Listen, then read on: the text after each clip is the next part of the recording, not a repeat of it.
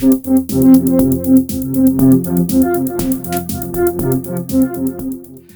everyone, it's Elizabeth from Elpis Astrology at elpisastrology.com. Thanks for joining me today. So this is my second part of my take on the astrology for April 2024. It's an important month, and I've already done the first part of this. If you would like to listen to the first part of April, including my take on the total new moon eclipse in Aries, please watch my first video. So in this video, I'm going to concentrate on the Uranus Jupiter conjunction and the effects of that and how that rolls into the full moon that will be in Scorpio. This is not an eclipse, but I'm telling you this full moon is also extremely important. And in fact, my prediction is that if we are going to have something explosive and unexpected happen, especially from a mundane standpoint in the general collective, it's going to be towards that full moon in Scorpio. I did do an actual video on the Jupiter conjunct Uranus, and I include all sun signs as well as ascendants. I'll put the link below for those that want to listen to a little more detail. All right, so let's start off with that. So we're going to be starting off with that Jupiter conjunct Uranus. Now, it does operate, generally speaking, on and off within a couple degrees or even a degree all the month of April. But if we're going to look at exactitude, we're looking at the 20th or 21st of April. And we're looking at the degree point to be just over 21 degrees. But there will be something happening at 22 degrees too that is in relation to the full moon in Scorpio. I'll talk about that in a minute. So what is this talking about? The Jupiter conjunct Uranus, generally speaking, is viewed as a very positive event. Jupiter likes to bring in big benefits. You can almost say that he's like Santa Claus or Father Christmas. He's the greater benefic. He likes to expand everything it touches or he touches. And of course, then we have Uranus, which is unexpected. Bolts coming out from the blue, big turnarounds. But the key here is that big turnarounds can be emphasized in two ways, right? So we could see big benefits coming in for some people, but just as likely, you could also have the opposite happening where there might be some loss of some sort come in unexpectedly as well. We really have to look at where this falls in your chart. I am going to be doing the ascendant and sun signs after I finish this general introduction. Everything's time-stamped, so you can go directly to that chapter if you want to do that and not listen to me. I'm fine with that. Now, if we think about, both these Jupiter and Uranus being in Taurus, we have to remember that Taurus is a fixed sign. It does not like change. And with Uranus introducing not only change, but unexpected change, some of these changes that are coming in may not be necessarily welcome. The other thing is that from a collective level, this could increase things happening on our Earth, literally on our Earth. So this could be earthquakes, volcanoes, that type of thing, shifting of tectonic plates, that sort of thing. This can also bring in unexpected enlightenment. For those that are open to receiving an enlightenment, this could be the time period that happens. And honestly, this is operating all the month of April. It's just, we like to pick the exactitude dates as well. So, for some folks, there may be some great benefits that come in their way. In particular, we're looking at, the money houses, right? So if you're looking for money, do you have this operating in either the second house or that eighth house, right? There's other areas as well. We're also potentially looking at the fifth house and the 11th house. And of course, the first house is always important because it's all about you. Now, Taurus in particular, obviously, is going to be affected. But when we look at the degree points, I would say the orb I would take for having an actual effect would be from 20 to 23 degrees of Taurus. So we're really looking at that tight orb here with regards to something significant happening potentially in your life, right? So that's probably the biggest thing that's happening here in the month besides the eclipse, which I've already covered in my other video. So the next lunation is going to be a full moon, and that's going to be in the opposite sign of Taurus, which is Scorpio. So we have a full moon in Scorpio at 4 Scorpio, 17 minutes on the 23rd of April at 4:49 p.m. Pacific Daylight Time. Now hold that thought. Just prior to that full moon happening, we also have the full moon squaring Pluto at 2 degrees. So remember, the full moon, I've just said, is at just over 4 degrees of Scorpio. So we want to look at the time period just prior to that full moon, when it's at 2 degrees of Scorpio, where there will be an exact square with Pluto. That is actually going to occur around 12:27 p.m. Remember that the eclipse, or the full moon rather, itself happens at 4:49 p.m. These are all Pacific Daylight Time periods, right? So this is saying to me there's a story here that begins just prior to that full moon. And the story involves the moon squaring Pluto. And so this is a big deal. The moon can represent the people, and Pluto can represent power. So this says to me there is something, I would say, in the collective that's going to be happening with regards to the people and suffering in some way with this whole power thing that's happening, right? So it's almost like I get power being exerted over the people.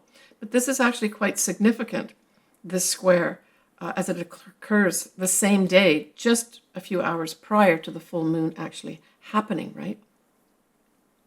So I would look towards this full moon for some big things happening as well. Now, what happens is this moon, we're still talking about the Scorpio moon, is going to go on then, after squaring Pluto, being a full moon, to oppose the Jupiter conjunct Uranus that I just spoke about in Taurus, because Taurus is opposite to Scorpio, right? And so we're going to have that happen as well. The degree is slightly different. We're looking at 22 degrees, and the actual day we're looking at is the 25th of April, and the time is 3 a.m. And of course, again, these are Pacific Daylight Time periods, right?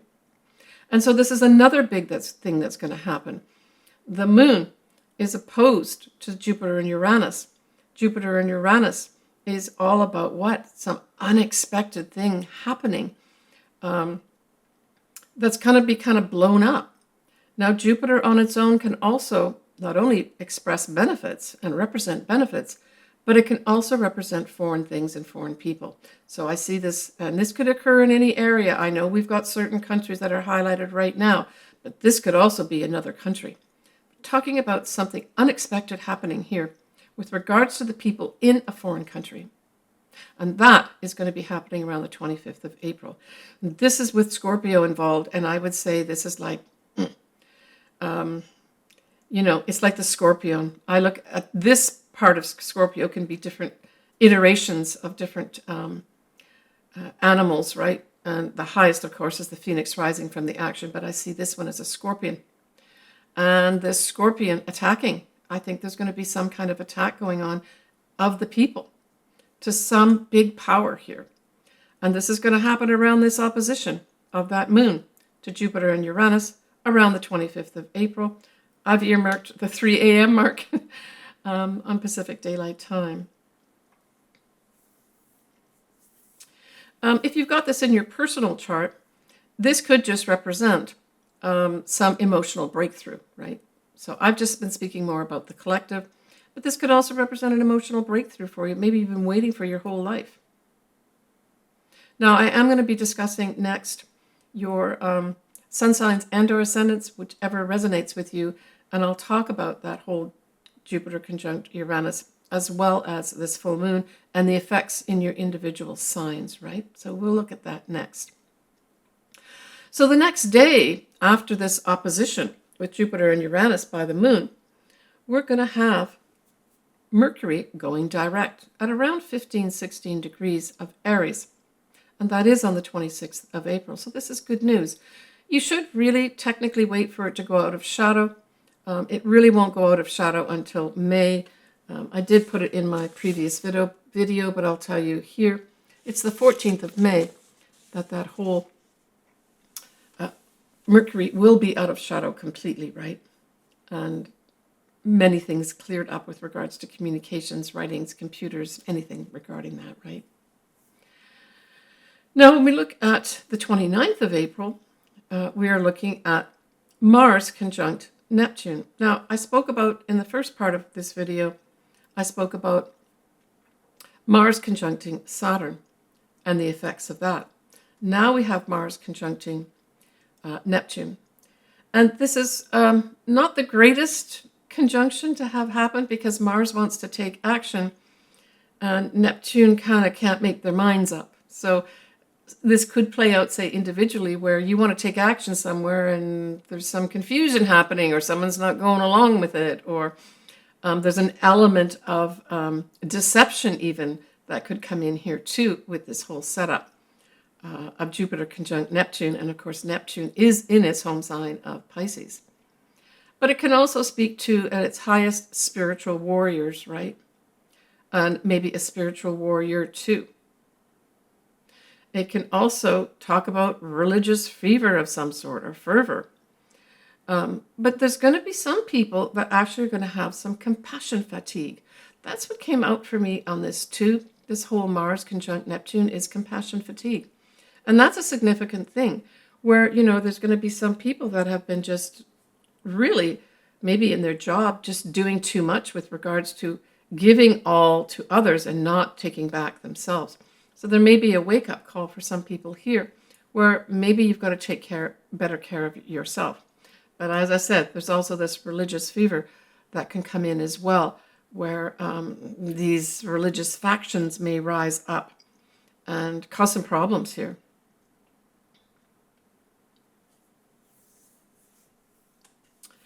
All right, let's take a little peek at May. So in May, I talked about Mercury being out of shadow in May. We're going to have a Venus square Pluto at 2 Taurus and 2 Aquarius. We're going to have a new moon in Taurus as well. So for some Taurians that maybe have some big events happening in April, the actual new start may actually be at that new moon in Taurus. We're going to have a full moon in Sagittarius, and guess what? It's at 2 degrees. And guess what? It's going to be squaring Pluto too. So although it's not as action-packed with regards to being in the eclipse season, we certainly have May that's also going to have some, butting of heads with people in power. And especially with Sagittarius, that full moon, talking about foreign nations, right? All right, folks, my next thing I'm going to do is do your ascendants as well as your sun signs. So Taurus, we know that Jupiter conjunct Uranus is in your first house. Now, it does have to be close in degrees to have any significant effects. So say you've got your sun or your ascendant or a conglomeration of planets somewhere between 20 and 23 of Taurus, you're more than likely going to be affected by this. Now, the thing is, because this is in your first house, it can also have a direct effect with regards to inside yourself. Uranus is not only the unexpected, it is also enlightenment, right? At its highest level, this is enlightenment. So there's going to be some Taurians that really receive some kind of major enlightenment with regards to themselves. The first house is all about you, Taurus. Inside you, around you. But generally speaking, I would say for all those Taurians that have been waiting for some big change to happen in their life, a big turnaround, this could be it. And it may involve Jupiter-like things. So this could be foreign people, foreign lands. It could just be, generally speaking, benefits. Maybe you've been waiting for some insurance payout, and boom, it appears for you. But this is a big turnaround for Taurians. And for those that have had the degree points that I mentioned already, this could be a significant time, not only in April or this year, but maybe for your life.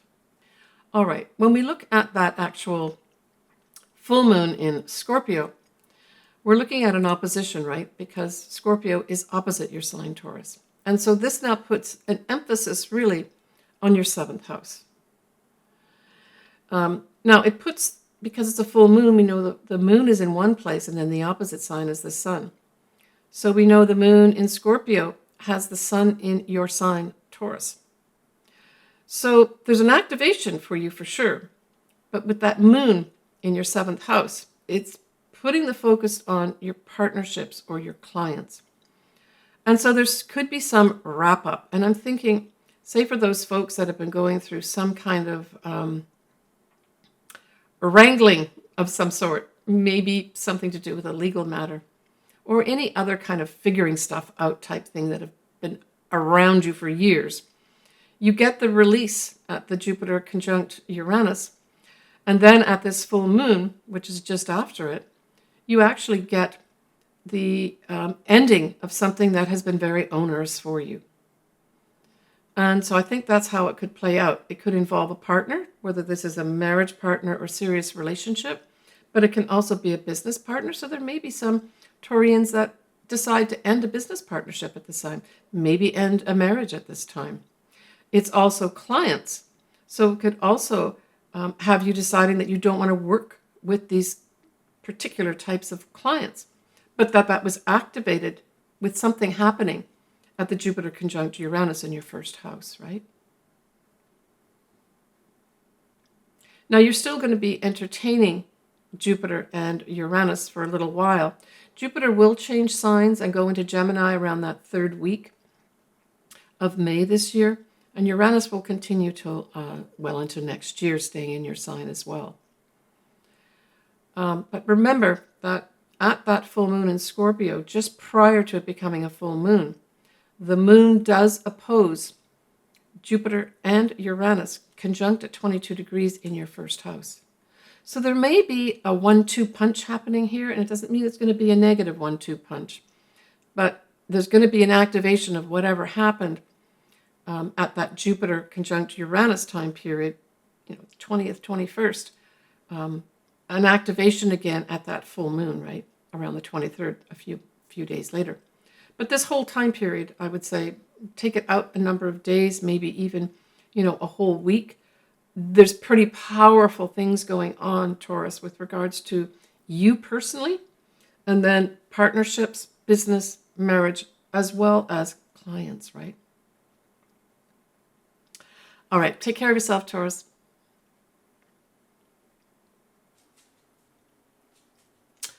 All right, folks, I'm sending everybody a lot of positive energy and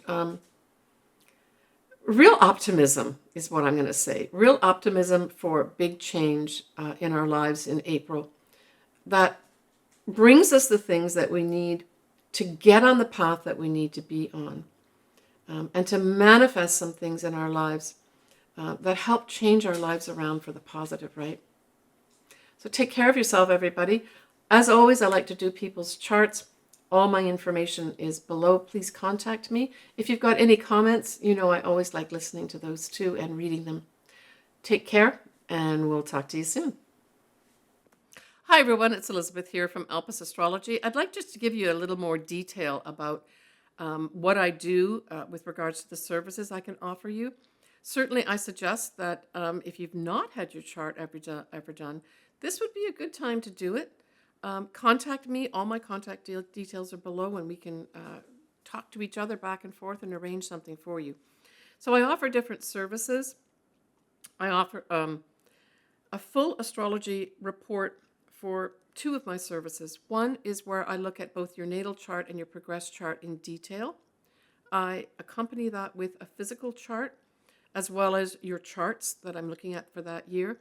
I do what's called a transit chart, which really involves your progressed chart for that year in combination with your natal chart. I give you a report for that as well. Typically, I'd be updating an existing report for you. I have a lot of clients that come back to me yearly. And then the other service that I offer is a combination of taking a quick look at the astrology. Typically, it would be a year or 2 year, what stands out for me, looking at that, and then adding in at the end a tarot card reading to accompany it. I record that, and send that to you pre-recorded. So that's not a live session. The other two that I do are live session. And then I offer, obviously, custom. I do a lot of picking marriage dates, compatibility. I typically use what are called Davison charts or synastry as well, where I can combine two charts to see how do these two charts of these people work together. More often, it's going to be sort of romantic relationships, but it can also be business relationships too. How well do we work together type thing by producing one chart. So I do all that. As I said, I would love to do your chart. Contact me below, and we can work together to make that happen for you.